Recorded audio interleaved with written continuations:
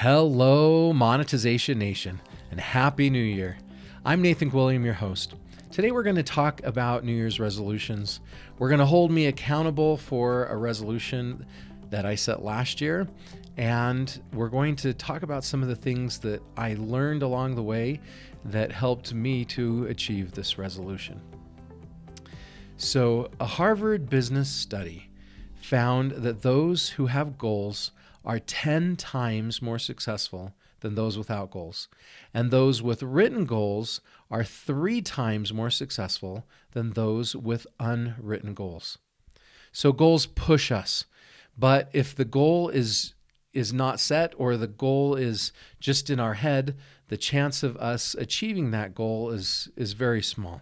Also, studies have shown that about 80% of New Year's resolutions fail. The source of that is Forbes.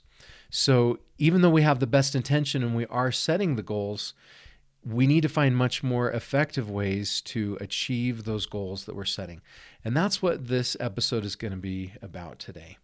So last year, one of my New Year's resolutions was to post an episode for my Monetization Nation show every single day for an entire year. And we're not done with the year so far. We still have about a month left to go, but we've done it so far. We have, with the help of people on my team, definitely didn't do it all myself. We've been able to publish every single day for more than 11 months now. So here's some of the things that I've learned to help me achieve my goals. Number one, I need to pick goals that are really going to move the needle. Instead of setting a lot of small minutia goals, I need to pick a smaller number of really big goals. What are the goals that, if achieved, would cause large transformation that I'm looking for in my life? So think big. Number two, the goals need to be very specific.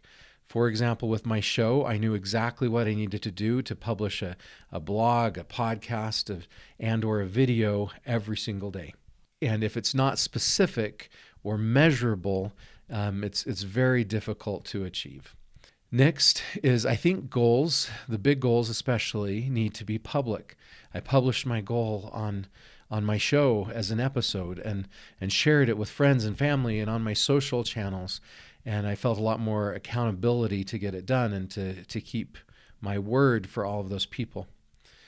The next thing that I learned is I set some positive rewards if I achieved the goal, and I set some negative consequences if I didn't achieve that reward. In fact, in my last team meeting with my team that's kind of been helping me publish these blogs, my video producer thought that I had missed a day, and we hadn't missed a day. But he held me accountable, and he asked me if I had donated the $100, and I explained to him how we really had published and that the $100 wasn't owed, but that's just an example of the accountability that I had set in there. So I had those negative consequences of money that I needed to pay if I didn't reach that goal. I also had positive rewards that I would receive in exchange for achieving that. I've learned along the way that the goals that I set need to be for things that are within my control. If I am dependent upon somebody else, then I need to set my goal for the things that are within my control.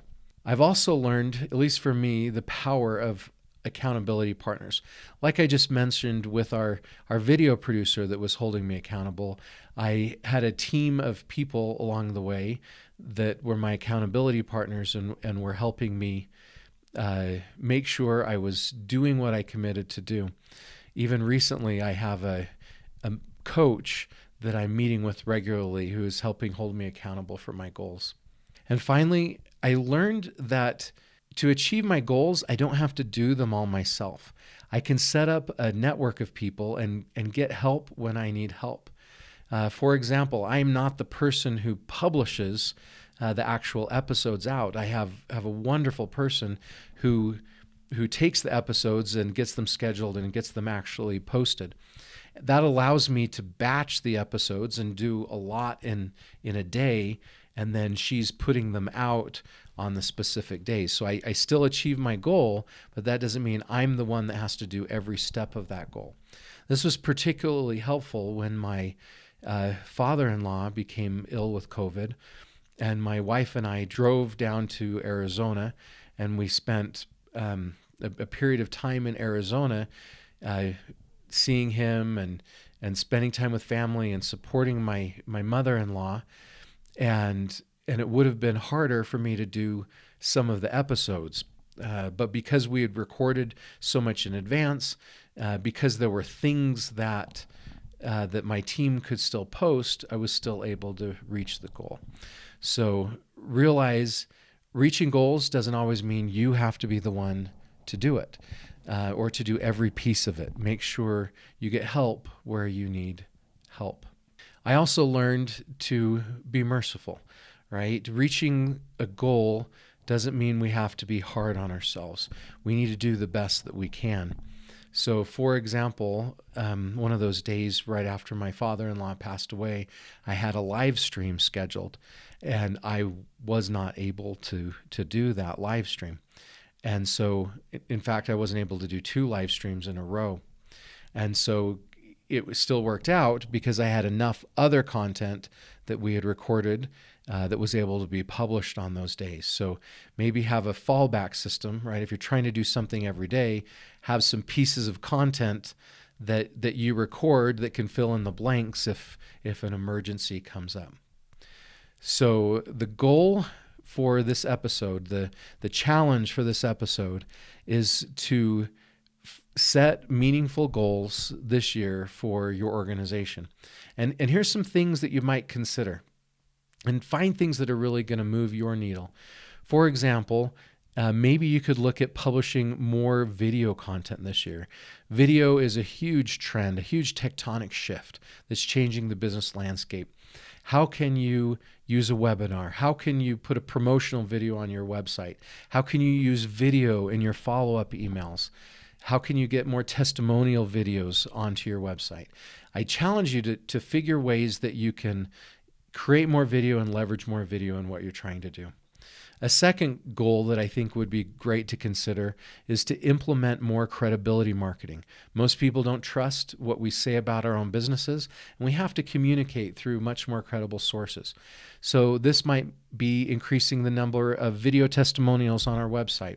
This might be increasing the number of reviews on Yelp or TripAdvisor or Amazon, wherever our products and services are listed. Or any other type of credibility marketing that we could do for our business. Set a goal of specifically what you're going to do this year to become more credible to your ideal customers. Another idea to consider this year is to train our employees on great customer service. Is there room to provide more exceptional customer service than what we're doing now? This is a great way to establish long-term relationships with customers, to get more referrals, to be more credible as an organization, to nurture repeat business and improve the lifetime value of the customer. There's so many benefits of amazing customer service. So I challenge us to find ways to improve that this year. And finally, another goal that I would challenge us each to consider is to look at creating or improving a recurring revenue stream. Do we already have a product or service that is giving us a sustainable recurring stream of income? If not, maybe there's an opportunity where we can add it. If we do, is there room to either improve that revenue stream, or is there room to add another recurring revenue stream to our organization? I think recurring revenue is the cheat code of business today and provides a lot of opportunities for CEOs and entrepreneurs to have more stability, to have more balance, to have a life with a lot more freedom. So that's our challenge for this episode. Let's set some goals for this year that really move the needle. Let's make them public. Let's make them specific and measurable. Let's have negative consequences if we don't achieve them, positive rewards if we do achieve them. Let's have accountability partners. Let's pick things that are within our control. And let's increase the chance that we're going to have the success that we're hoping for this year. Thanks for joining me for this episode, and I wish you success this year in achieving your New Year's resolutions.